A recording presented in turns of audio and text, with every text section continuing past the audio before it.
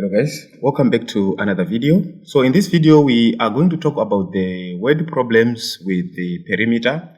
So in this example we are having a football field which is 105 meters long and 70 meters wide. So we need to find this perimeter. So when you are looking for the solution of word problems, it's better you sketch to get an understanding.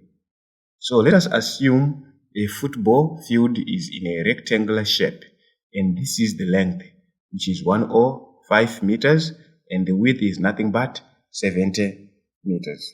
So now, if you are to find the perimeter of this, you need to say P for perimeter is equals to 105 meters plus 70 meters. Then we all enclose everything. Then we multiply by 2 since it's a rectangular shape. If that is the case, when we multiply, when we add this, we get 175 meters. Then times 2, here we get nothing but 350. So most people, they end up forgetting putting the unit of measure. That's how you get your answer wrong. Make sure that you add the unit of measure, which is m right here. So in this case, we are having the perimeter of a rectangular field, which is 300 meters.